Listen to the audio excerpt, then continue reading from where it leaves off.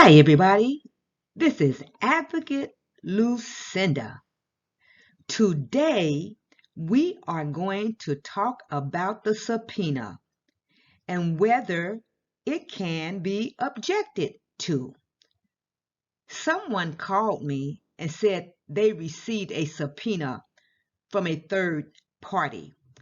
The third party wants the individual's records, but the individual do not believe they are entitled to those records.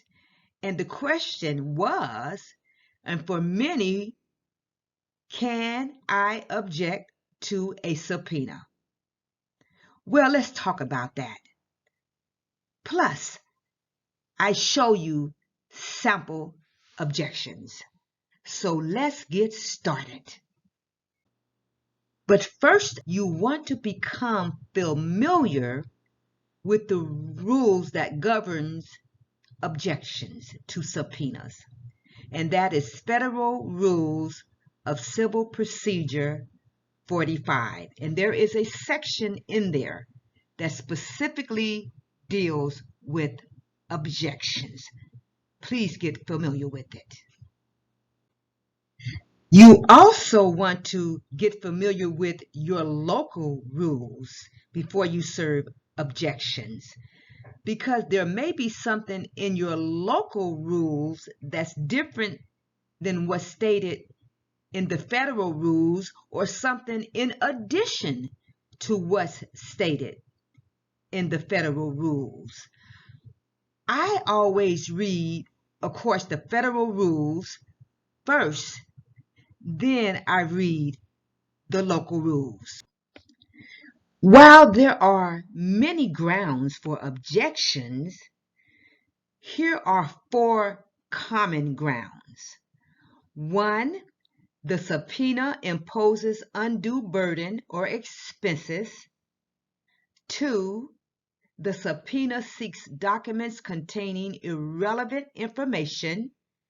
3, the subpoena is vague and or ambiguous. And 4, the subpoena seeks disclosure of trade secrets or other privileged or confidential information. Now, let me say this.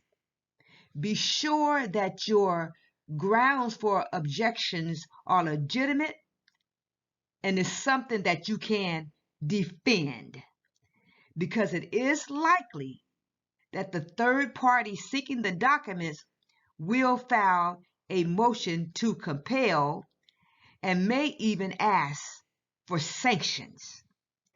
So make sure that your grounds are strong, solid, and can be defended by you. Before I take you to the sample objections, I want to reiterate Federal Rules of Civil Procedure 45. Please do not attempt to write your objections before reading the rules. At the end of the video, or in the description page of this video, you will see the link where you can download Federal Rules of Civil Procedure 45.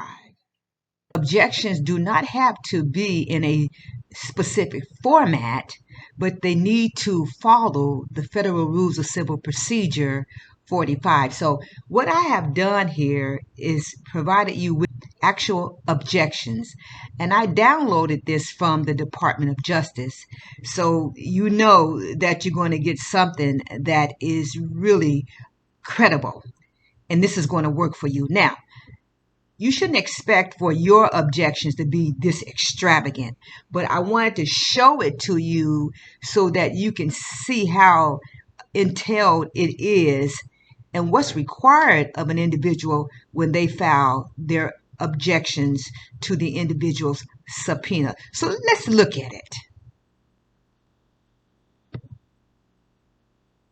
And you notice here is very formal. You have the caption, just like if anyone was doing a motion.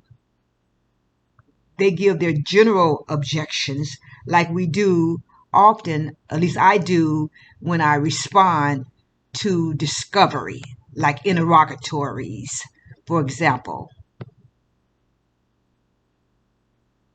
And then they give their specific objections. So your objections must be specific, okay?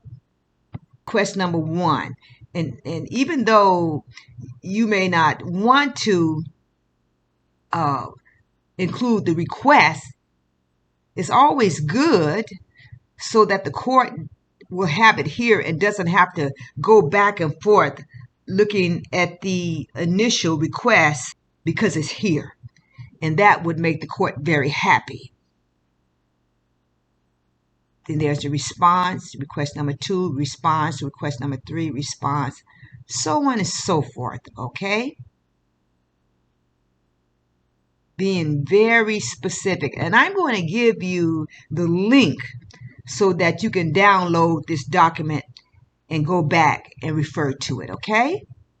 Okay, and then at the end, of course, there's more to this, but I just wanted to show you this part. This will be very useful to you in terms of format. Now, you want to be sure that you follow the rules, not only the Federal Rules of Civil Procedure 45, but also the local rules, okay? Because there may be something in the local rules that requires something that you may not see in this document, but you always want to refer to the local rules.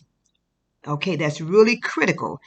For the sample of the objections that I just showed you, click the link in the video description page entitled Objections.